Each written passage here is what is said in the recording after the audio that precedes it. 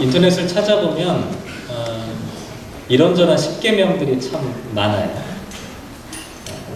행복한 가정을 위한 부부 십계명, 그다음에 남편 십계명, 아내 십계명, 시어머니 십계명, 며느리 십계명, 목사 십계명, 장모 십계명, 십계명들이 참 많습니다. 그중에 혹시 이런 거 들어보셨나 모르겠어요. 시어머니 십계명. 참 괜찮더라고요. 제 1계명이 뭐냐면 나는 시어머니이기 전에 나다. 그러니까 자기를 시어머니로 아이덴티파이 하지 말고 그냥 나는 나다. 이게 1계명이래요. 2계명은 아들은 며느리의 남편이다. 더 이상 내 자식이 아니라. 3계명은 며느리는 딸이 아니다. 딸 같은 며느리 원하시지만 며느리는 딸이 아니다. 4계명은 며느리도 나와 같은 여성이다. 5계명은 아들네 집은 내 집이 아니다. 찾아갈 때 예의를 지키는 얘기입니다. 그 다음에 6계명은 며느리를 가르치려 들지 말라. 7계명은 좋은 며느리는 따로 없다. 내 며느리가 좋은 며느리다. 8계명은 아들도 며느리도 손님이다. 9계명은 칭찬하고 또 칭찬하라. 10계명은 생긴 대로 보여줘라. 너무 잘하려고 애쓰지 말고 포장하지 말라. 이런 얘기예요. 여기다가 하나 더 추가하면 11계명이 하나 있는데요. 여유가 있으면 며느리에게 물질적 지원을 아끼지 말라. 이런 10계명이 필요 없으면 더 좋겠죠. 그런데 불가피하게 시어머니와 며느리 사이에 생기기 쉬운 갈등과 어려움을 해결하기 위해서 나름대로 지혜가 담겨져 있는 것 같아요. 그 계명들 하나하나. 근데 이와 같은 이 10계명 시리즈들이 많이 생겨나게 된 것은 무엇보다도 뭐 때문이죠? 성경에 10계명이 나오기 때문이죠. 근데 참 아이러니한 것은 뭐냐면 성경에는 10계명이란 말은 사실 없어요. 성경에는 뭐라고 되어 있냐면 물론 이제 출애굽기 34장 28절에 보면 이런 말씀이 나와 있어요. 여호와께서는 언약의 말씀 곧 10계명을 그 판들에 기록하셨더라. 성경을 좀 아시는 분 제가 이렇게 얘기하면 성경에 분명히 10계명이란 말이 있는데 왜 성경에 10계명이 없다고 그러십니까? 이렇게 얘기하실 수도 있는데 사실 여기 10계명이라고 번역하고 있는 이 단어는 10계명이라고 하는 어떤 고유명사 이런 것들을 지칭하는 게 아니라 그냥 10마디 말씀들 이렇게 표현되어져 있어요. 우리가 이 말씀을 그냥 편의상 10계명이다 이렇게 부르고 있다는 것이죠. 그런데 이런 질문 해볼 수가 있어요. 성경에 수많은 하나님의 계명들이 등장하거든요. 그런데 유독 이 10마디 말씀들만을 왜 10계명이라고 부르게 되었느냐라고 하는 점이에요. 예를 들면 성경에 보면 출애굽기 21장부터 23장까지는 언약법이 나오고 레위기 17장부터 26장까지는 성결법전이라고 해서 성결법이 나오고 신명기 12장부터 26장까지는 신명기법이 나와요. 이 전체를 다 세보면 어떻게 되냐면 저는 안 세봤는데 남들이 세는 거 보니까 전체 계명이 몇 개냐면 613개의 계명이 있다고 해요. 어마어마하게 많죠. 613개의 계명이 있는데 그 중에서 248계명이 하지 말라는 계명이고 365계명이 하라는 계명으로 되어 있어요. 어쨌든 이렇게 많아요. 613개나 되는 계명들이 있는데 왜 그 중에서 유독 이 10마디 말씀들만을 10계명이라고 부르게 되었느냐는 것이죠. 그 이유가 있습니다. 그 이유가 뭐냐면 다른 계명들은 전부 다 하나님께서 모세를 통해서 간접적으로 주신 것들이에요. 그런데 여기 나와 있는 20계명만큼은 하나님께서 직접 주신 것으로 되어 있어요. 예를 들어 한번 찾아볼까요? 언약법전이 시작되는 본문이 오늘 보면 바로 다음인데요. 출애굽기 20장 22절 말씀.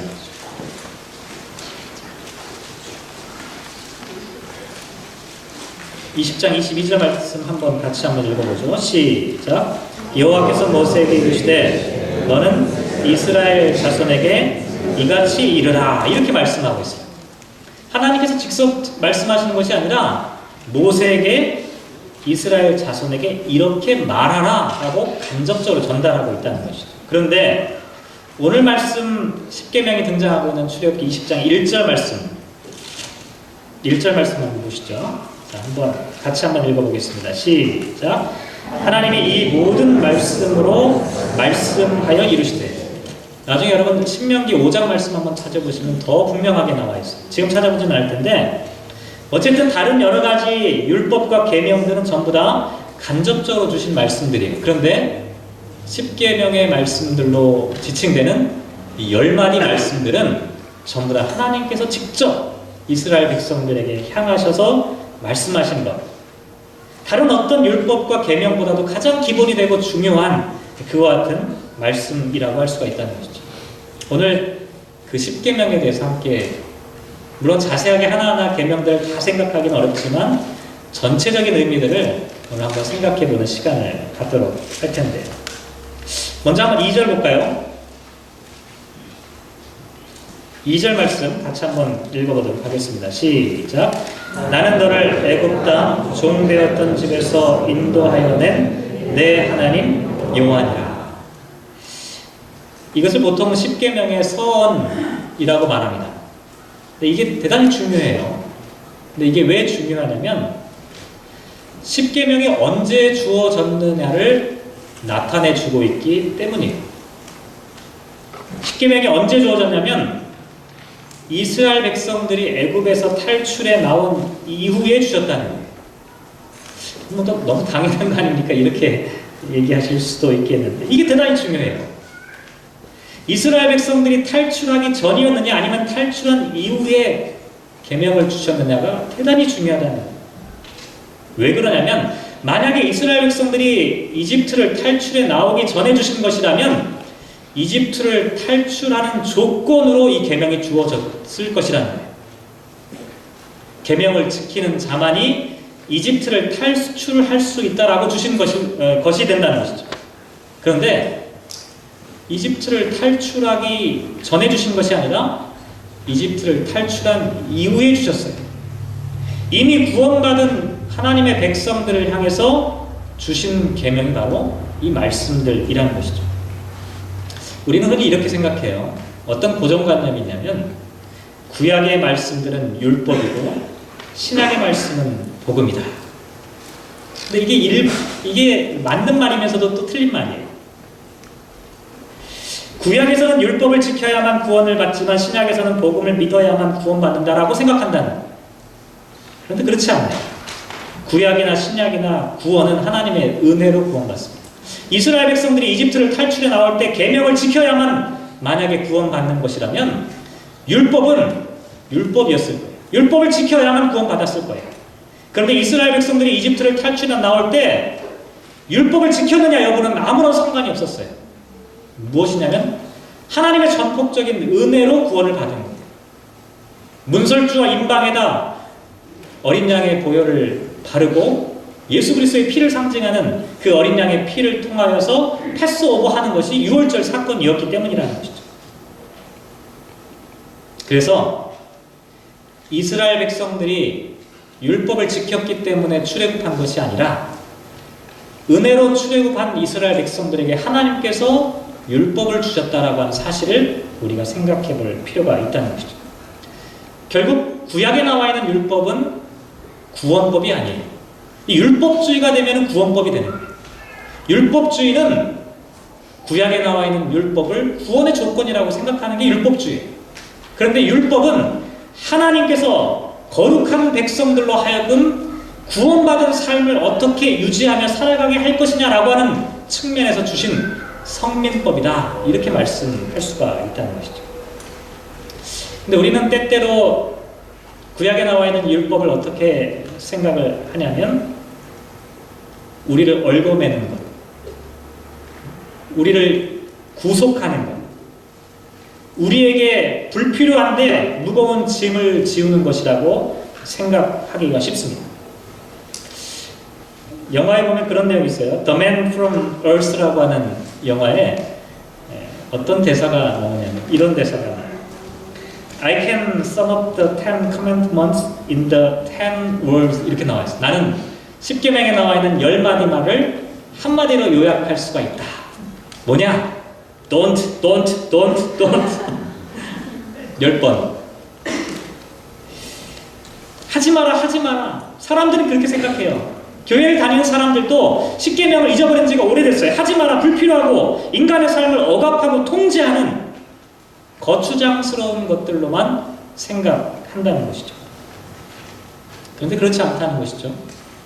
10계명은 하나님의 은혜로 출애굽에 성공한 그와 같은 하나님의 백성들이 그 구원과 감격과 기쁨 그것을 통하여 하나님께 자발적으로 준행하기로 약속했던 그 언약의 법전이 바로 구약에 나와 있는 말씀들이라는 것이죠.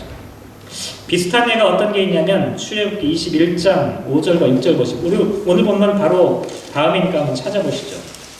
21장 5절과 6절 말씀 같이 한번 읽어볼까요? 시작. 만일 종이 분명히 말하기를 내가 상전과 내 처자를 사랑하니 나가서 자유인이 되지 않겠노라 하면 상전이 그를 데리고 재판장이라고 할 것이요 또 그를 문이나 문설주 앞으로 데리고 가서 그것에다가 송곳으로 그의 귀를 뚫을 것이라. 그는 종신토록 그 상전을 섬기리라. 저희 딸아이가 귀를 뚫고 싶어가지고 얼마나 집요하게 졸라기는지 제가 절대로 안 돼요. 귀걸이는 노예의 상징이야. 진짜예요. 성경에 나오는 귀걸이는 종이나 노예의 상징입니다. 지금 슬그머니 빼지 마시고 그렇다고. 보통은 6년 동안 종으로 노예로 일하면 7년째가 되면 어떻게 되냐면 자유인이 돼요. 그런데 특별한 경우가 있는 거예요. 오늘 본문에 나와 있는 그 이야기 21장 5절 6절에 보면 어떤 종이냐면 6년 동안 일해보니까 너무 좋은 주인을 만난 거예요.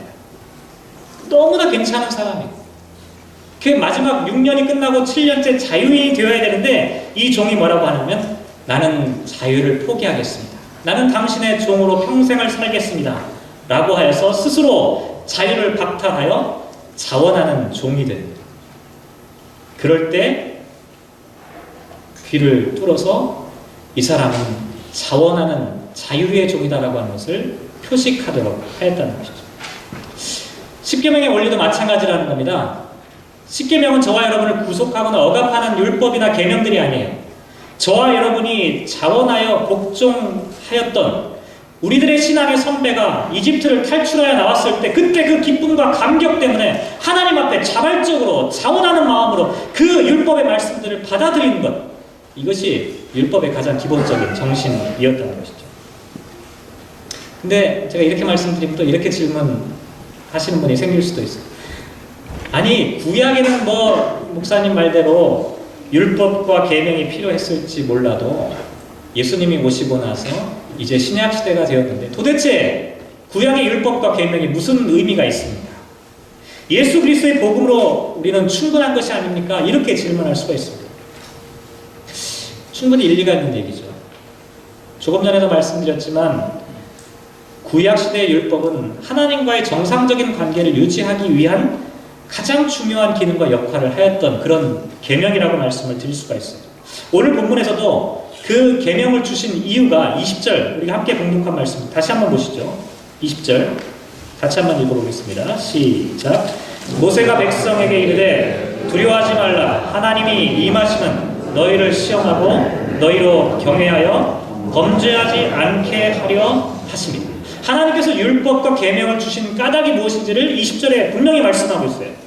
뭐라고 말씀하고 있습니까? 크게 세 가지가 나오죠. 첫 번째는 너희를 시험하기 위해서. 이것은 번역이 조금 애매해요. 어떻게 번역하는 게 더 좋은 번역이냐면 증명한다로 번역하면 훨씬 더 좋은 번역이에요. 저와 여러분이 하나님의 백성, 하나님의 사람들인지 증명하도록 하기 위해서 이 계명을 주셨다는 거죠. 또 뭐라고 말씀하고 있습니까? 너희로 경외하도록 하기 위해 하나님이 누군지를 알아야만 경외하잖아요. 계명이 없으면 하나님을 알 수가 없었던 거예요. 그래서 하나님을 알고 하나님을 경외할 수 있도록 그리하여 범죄하지 않도록 하기 위해서 하나님을 우리가 알게 되면 어떻게 됩니까? 하나님이 좋아하는 게 뭔지 하나님이 싫어하는 게 뭔지 분별할 수 있게 되는 거예요. 그러면 어떻게 돼요? 우리는 하나님이 싫어하는 범죄의 길로 빠지지 않게 된다는 거죠. 이와 같은 계명들 통해서 우리는 어떻게 돼요? 구약에 나와 있는 이 이스라엘 백성들은 드디어 하나님을 믿는 백성이라고 하는 것을 증명할 수 있는 기회를 얻게 된다는 것이죠. 이게 구약 시대에 계명을 주시는 가장 중요한 이유였어요. 근데 신약 시대로 넘어가면 이게 조금 바뀌죠. 우리가 잘 알고 있는 대로 사도 바울은 로마서 3장 20절 말씀에 보면 이런 말씀하고 있어요. 제가 봉독해 드릴게요. 그러므로 율법의 행위로 그의 앞에 의롭다 하심을 얻을 육체가 없나니 율법으로는 죄를 깨달음이니라 라고 말씀하고 있어요. 구약 시대에는 하나님께서 계명과 율법을 주신 까닭이 우리가 하나님과의 관계를 정상화할 수 있도록 하나님이 어떤 분인지를 알고 하나님을 경외하고 범죄하지 않아서 우리로 하여금 하나님의 백성이라는 것을 증명할 수 있도록 하기 위해서 계명을 주셨는데 사도 바울은 이 계명과 율법은 인간이 완성할 수 없다는 사실을 지금 말하고 있다. 오히려 하나님이 주신 이 율법과 계명은 인간의 연약함을 깨닫게 하는 그와 같은 도구가 된다. 그와 같은 기능을 하게 된다. 라고 말씀하고 있다. 이게 율법의 두 번째 기능이에요. 신학자들은 여기에 율법의 세 번째 기능이 있다고 이야기를 하는데요. 우리가 예수 그리스도를 믿음으로 말미암아 하나님의 자녀가 된 이후에도 율법이 폐기되거나 사라지는 것이 아니라 오히려 이제 율법은 새로운 역할을 담당하게 된다는 것이죠. 그게 뭐냐면 우리의 연약성을 율법을 통해서 깨닫게 되면 그러면 구원받은 성도들은 이제 오히려 율법을 통해서 하나님 나라에 이르는 거룩한 삶을 살아가는 성화의 삶을 살아갈 수 있다는 것이죠. 그게 사도 바울이 로마서 6장 22절에서 말씀하는 내용인데요. 그러나 이제는 너희가 죄로부터 해방되고 하나님께 종이 되어 거룩함에 이르는 열매를 맺었으니 그 마지막은 영생이라고 하는 말씀이 기록되어져 있습니다. 율법과 계명이 처음에는 하나님과의 정상적인 관계가 무엇인지를 깨닫게 하기 위한 것이었는데 나중에는 인간의 연약성들을 깨닫게 하는 인간의 죄악됨을 깨닫게 하는 도구가 되었고 나중에는 또 어떤 도구가 되었냐면 하나님 나라에 이르는 하나님의 백성들이 하나님의 거룩한 삶을 살아갈 수 있도록 하는 그와 같은 성화의 길로 인도하는 기능을 담당하게 되었다는 것이죠. 그래서 예수님께서도 율법을 폐기하러 오신 것이 아니라 율법을 완성시키러 오셨다고 말씀하신 이유가 바로 거기에 있다는 것이죠. 저와 여러분도 마찬가지예요. 구약에 나와 있는 율법은 더 이상 폐기되어지거나 우리들이 무관심하게 외면해야 될 그와 같은 법이 아니라는 것이죠. 구원받기 이전에는 그것이 우리를 얽어매는 구속이 될 수 있었지만 우리들의 연약함을 지적하는 날카로운 흉기가 될 수도 있었지만 구원받은 사람들에게는 오히려 자유의 율법이 되었다는 것이죠. 오히려 그 율법의 정신들을 정확하게 깨닫기만 하면 우리는 하나님 나라의 백성으로 자유롭게 살아갈 수 있는 그와 같은 은총의 수단으로 율법이 기능하게 된다는 것이죠. 그러면 도대체 이 율법과 계명 가운데는 어떤 내용이 담겨져 있느냐? 잠깐 한번 생각해 볼 필요가 있는 거예요. 얼마나 좋은 내용이 그 가운데 담겨져 있길래 우리로 하여금 성화와 궁극적 완성의 삶을 살아갈 수 있도록 하느냐? 아마도 상상력인데요. 학자들은 이렇게 얘기를 해요. 하나님께서 십계명을 두 돌판에 새겨서 주셨는데 아마도 1계명부터 10계명까지 있으니까 첫 번째 돌판에는 1계명부터 5계명까지 기록된 게 아니라 아마도 1계명부터 4계명까지만 한 돌판에 기록됐을 것이다. 이거 상상력입니다. 진짜로는 아니고요. 안 봤으니까. 그리고 나머지 5계명부터 10번째 마지막 계명까지가 또 다른 돌판에 새겨졌을 것이다. 왜 그러냐면 10계명의 내용을 살펴보면 내용적으로 확실하게 두 개의 부분으로 구분되어지기 때문에 1계명부터 4계명까지는 철저하게 하나님과 관련된 이야기로 구성이 되어져 있어요. 제 1계명이 뭡니까? 3절 한번 보실까요? 3절. 오늘 성경을 봉독하시면서 십계명을 한 번씩 그래도 한번 읽어보는 기회가 되셨으면 좋겠는데, 자, 3절 한번 읽겠습니다. 시작. 너는 나 외에는 다른 신들을 내게 두지 마라. 너는 나 외에는 다른 신들을 내게 두지 말라. 내 얼굴 앞에는 이라고 하는 의미를 갖고 있어요. 내 얼굴 면전 앞에서 다른 신을 하나님으로 경배하지 말라. 다른 어떤 것도 내가 궁극적으로 의지하는 하나님이 되지 않게 하라라고 하는 말씀입니다. 종교개혁자 루터는 제1계명을 뭐라고 이야기했냐면, 지금 당신이 마음에 두고 의지하는 것이 바로 당신의 하나님이다, 이렇게 이야기를 했어요. 지금 한번 생각해 보세요. 여러분이 지금 마음속에서 가장 의지하고 가장 소중한 삶의 근거로 생각하는 것이 바로 그것이 하나님이다. 그런데 우리가 하나님 앞에 예배 드린다고 하면서 우리 마음속에 하나님이 아닌 다른 것들을 의지하고 있다면 그것은 제1계명에 관련된 문제라고 하는 것을 이야기하고 있다는 거죠. 제2계명은 4절부터 6절까지 나와 있는데요. 4절 한번 같이 읽어보시죠. 4절 읽겠습니다. 시작. 너를 위하여 새긴 우상을 만들지 말고 또 위로 하늘에 있는 것이나 아래로 땅에 있는 것이나 땅 아래 물속에 있는 것에 어떤 형상도 만들지 말라라고 말씀하고 있습니다. 어떤 종교에서도요, 형상을 만들지 말라는 종교는 사실 없어요. 기독교 신앙에서는요, 세상의 모든 종교들이 형상을 만들지만 형상을 만들지 말라라고 이야기하는 유일한 그와 같은 신앙 공동체의 모습이에요. 그런데 여기서 중요한 건 뭐냐면, 이게 1계명과 참 비슷해 보이잖아요. 그런데 2계명에서 가장 중요한 것은 맨 앞에 나와 있는 표현이에요. 하나님의 어떤 형상을 사람들이 왜 만들기 시작했냐면, 나를 위하여, 너를 위하여 어떠한 모양이나 형상도 만들지 말라. 하나님을 내 마음대로, 내가 생각하고 상상하는 대로, 내가 유리한 대로 하나님을 내 사고 가운데 가두지 말라라고 하는 그런 의미가 제2계명 가운데 담겨져 있다. 하나님은 저와 여러분이 가둬둘 수가 없는 분이에요. 만약에 하나님이 저와 여러분의 인식 가운데 사로잡히는 분이라면 그것은 하나님이 아닙니다.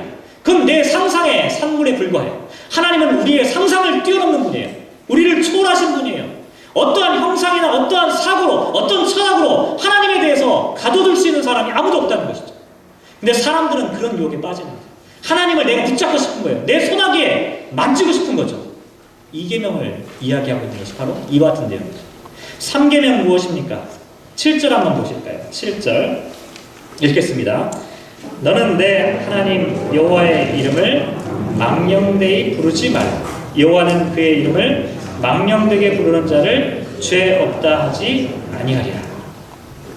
하나님의 이름을 망령되이 부른단 말, 요즘 잘 쓰지 않는 표현이라 우리가 잘 모르잖아요. 이건 어떤 의미냐면 낭비한다는 의미를 갖고 있어요. 함부로 부른다는 의미를 갖고 있어요. 거짓되게 부른다는 의미를 갖고 있어요. 어떻게 하면 하나님의 이름을 거짓되게 부를까요? 낭비할까요? 함부로 부를까요?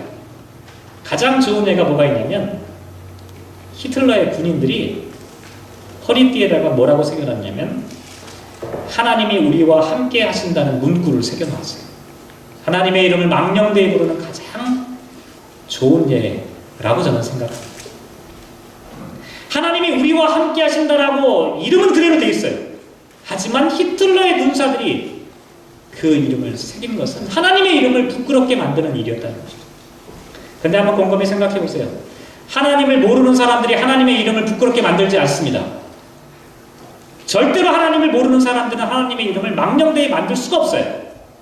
하나님의 이름을 망령되게 만드는 사람들은 누구냐면 하나님의 이름을 잘 아는 사람들이에요. 하나님을 찬양한다고 하는 사람들이에요. 하나님의 이름을 내 허리띠 문구에 새겨놓는 사람들이 하나님의 이름을 부끄럽게 만든다는 것이죠.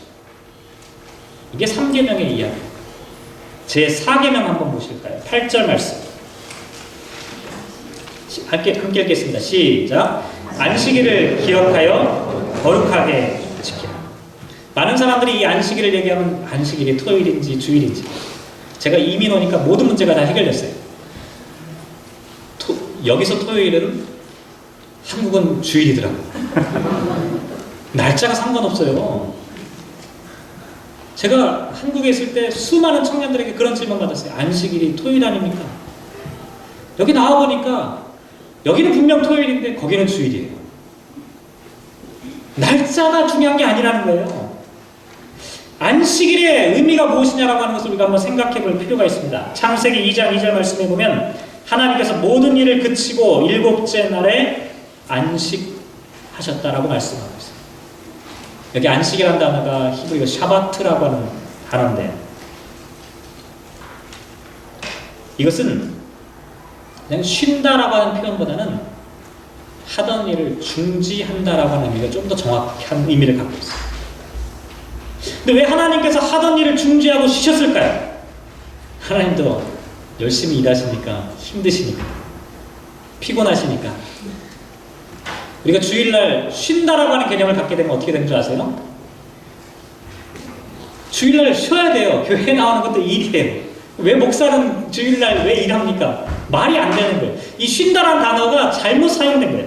안식한다라고 하는 이 단어는요, 우리가 너무 힘들어가지고 그냥 널브러서 피곤하니까 그냥 쉬어야겠다 이런 의미로 안식이란 말씀을 하시는 것이 아니라는 것이죠.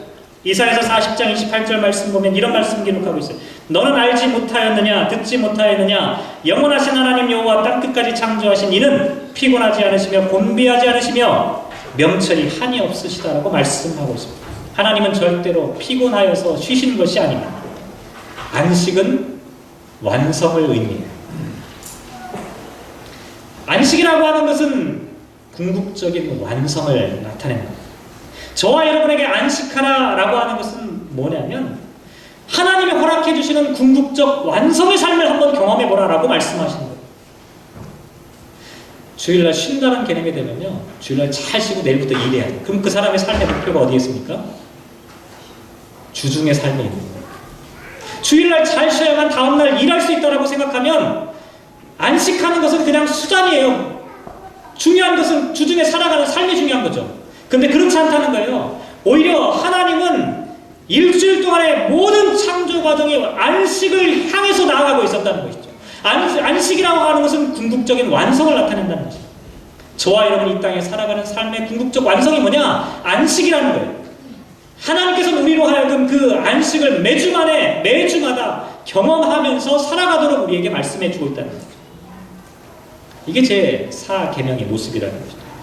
이렇게 1계명부터 4계명까지는 모두 하나님에 대한, 하나님과 관계된 계명이라고 말씀을 드릴 수가 있습니다. 5계명부터 10계명까지는 이제 인간에 대한 이야기를 시작하고 있는데, 먼저 5계명 한번 보실까요? 12절 말씀 한번 보시죠. 12절 읽겠습니다. 시작. 내 부모를 존경하라. 그리하면 내 하나님 여호와가 내게 준 땅에서 내 생명이 길리라. 왜 그 다음에 나와 있는 6계명인 살인하지 말라라고 하는 계명보다 내 부모를 공경하라는 계명이 더 먼저 앞서 있을까요? 그 이유는 세상을 창조하신 하나님에 대한 공경과 육신의 창조주이신 부모님을 공경하는 것이 서로 연결되기 때문이에요. 인간의 삶의 출발이 하나님의 창조로부터 시작되잖아요. 저와 여러분의 육신의 삶도 역시 어디서부터 시작됩니까? 육신의 부모의 창조로부터 우리가 이 세상에 태어나게 된다는 것이죠. 그래서 하나님을 섬기는 것과 동일한 의미로 육신의 부모를 섬기는 것이 중요하다라고 하는 것을 말씀하고 있다. 이게 5계명이에요. 그 다음에 6계명 13절 읽겠습니다. 시작. 살인하지 말라. 살인이라고 하는 것은 하나님의 형상으로 창조된 존귀한 생명을 내가 함부로 파괴하는 것을 얘기합니다. 이것은 하나님에 대한 도전이기도 합니다. 제7계명 14절 한번 보시죠. 시작. 간음하지 말라. 간음이라고 하는 것은 그냥 성적인 문제만을 이야기하는 것이 아니라 하나님께서 창조하신 가정, 하나님께서 맺어주신 언약의 관계를 인간이 강제적인 힘으로 파괴하거나 훼손하지 말라라고 하는 의미를 갖고 있어요. 8계명 보시죠. 15절 말씀 시작. 도둑질하지 말라. 이것은 다른 사람의 소유를 강제적으로 빼앗는 것을 의미하고, 9계명 16절 시작. 내 이웃에 대하여 거짓 증거하지 말라. 이것은 거짓을 증거하지 말라는 의미도 되지만 동시에 진실을 이야기해야 될 때는 진실을 이야기하라 라고 하는 의미를 갖고 있어요. 아무도 이야기하지 않고 침묵할 때 진실을 말할 수 있는 것, 이것은 9계명과 관련된 내용이라는 것이죠. 마지막 10계명 17절 말씀 시작. 내 이웃의 집을 탐내지 말라. 내 이웃의 아내나 그의 남종이나 그의 여종이나 그의 소나 그의 나귀나 무릇 내 이웃의 소유를 탐내지 말라. 이 계명은 8계명과 상당히 비슷하게 닮아 있죠. 훔치는 거나 탐내는 거나 비슷하잖아요. 그런데 10번째 계명은 어떤 의미를 담고 있냐면 인간이 인간에게 범하기 쉬운 모든 계명들을 종합하고 있는 의미를 갖고 있습니다. 인간이 왜 하나님이 주신 이 인간에 대한 계명을 범하게 되냐면 우리들의 마음속의 탐심과 탐욕 때문이라고 하는 것이죠. 그래서 이 프란시스 셰퍼라고 하는 분은 진정한 영성이라고 하는 책에서 이 마지막 10번째 계명은 10계명 전체의 내용을 함축하고 있다 이렇게 말하기도 했습니다. 10가지 계명을 바르게 지키기 위해서는 외적인 행동이 아니라 내적인 동기가 중요하다는 거예요.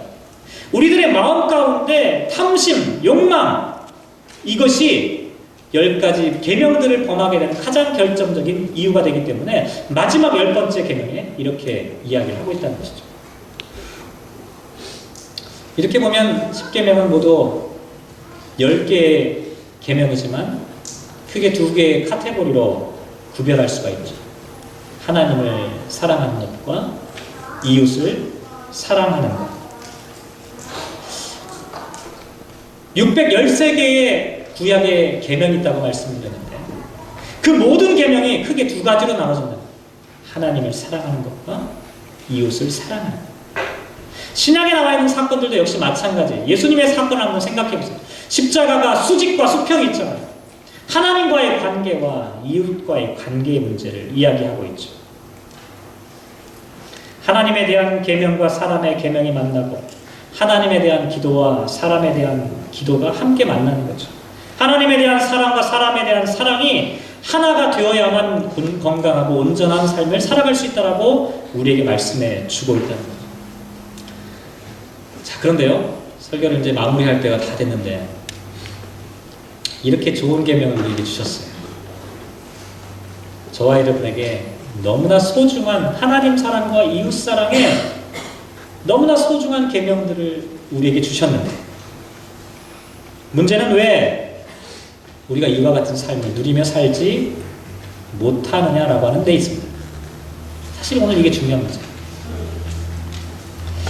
읽지는 않았지만 오늘 성서 일과 가운데 이사야서 5장 말씀이 담겨 있는데요. 제가 한번 봉독해 드릴게요. 이사야서 5장 2절 말씀에 보면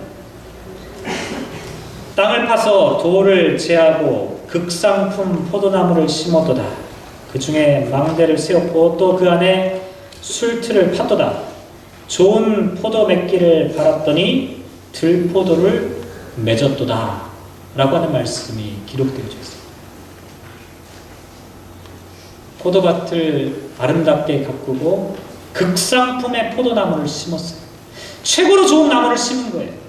그런데 거기에서 맺고 있는 포도는 들포도, 아무짝에도 쓸모없는 들포도가 맺게 되었다는 것이죠. 오늘 함께 봉독한 말씀이 마태복음 21장 33절 이하에 나와 있는 비유의 말씀인데요. 여러분 다 아시는 내용이죠. 포도 농부들이 수확할 때가 되어서 주인이 종들을 보냈는데요. 어떻게 했습니까? 종들을 잡아서 때리고 죽이고 돌로 치고 마침내 주인이 내 아들을 보내면 공경하겠거니 생각하고 아들을 보냈는데 이 아들을 죽이고 우리가 이 모든 포도를 차지하자라고 이야기하는 그와 같은 비유가 마태복음에 등장하고 있죠. 왜 그 아름다운 포도원에서 아름다운 일꾼으로 부름받은 그 사람들이 왜 주인의 아들을, 주인이 보낸 종들을, 주인의 뜻을 모르고 왜 그렇게 죽였을까요? 이게 오늘 저와 여러분의 숙제입니다. 십계명에 대해서 오늘 함께 생각해 봤는데 맨 처음에 시어머니의 십계명에 대해서 말씀드렸죠. 그 계명 하나하나 잘 지키면 시어머니와 며느리의 관계가 좋아지게 될까요? 물론 그럴 수 있는 가능성이 큽니다. 그런데 그와 같은 계명조차도 그와 같은 계명을 만들게 된 그 이유는 시어머니와 며느리 사이에 갈라져 있는 그 관계를 사랑으로 회복하기 위한 의도가 그 가운데 담겨져 있다는 거예요. 그저 껍데기로만 형식적인 절차만 지킨다고 해서 그 계명들이 이루어지는 것이 아니라고 하는 것이죠. 하나님께서 저와 여러분에게 왜 십계명을 주셨습니까? 갈라디아 5장 14절 말씀에 보면 온 율법은 내 이웃 사랑하기를 내 자신같이 하라 하신 이 한 말씀에 이루어졌다라고 말씀하고 있습니다. 야고보서 2장 8절 말씀에도 너희가 만일 성경에 기록된 대로 내 이웃 사랑하기를 내 몸과 같이 하라 하신 최고의 법을 지키면 잘하는 것이다 라고 말씀하고 있습니다. 우리에게 엄청난 계명을 주셨어요. 엄청난 축복을 주신 거예요. 그런데 그 계명의 본뜻인 그 하나님의 사랑과 이웃 사랑이라고 하는 정신을 잃어버리면 그 포도원에서는 들포도밖에 맺을 수가 없다는 것이죠. 그 포도원에서는 주인의 아들을 잡아 죽이는 일만 생겨나게 된다는 것이죠. 예수님이 오셨지만 예수님을 잡아 죽였던 유대인들의 모습과 별반 다르지 않다는 것이죠. 아프리카의 성자였던 알버트 슈바이처 박사가 이런 말을 남겼습니다. 기독교의 최대 이단은 가르침과 교리의 오류가 아니라 사랑하지 않는 것이다. 기독교의 가장 큰 이단은 가르침의 문제가 아니고 교리의 문제가 아니라 그것은 하나님이 가장 소중하게 말씀하시는 그 사랑의 정신이, 그 사랑이 실현되지 않는 것이 가장 큰 이단이다 라고 말했다는 것이죠. 하나님은 우리에게 위대한 계명을 주셨습니다. 하나님은 저와 여러분에게 변하지 않는 계명을 주셨습니다.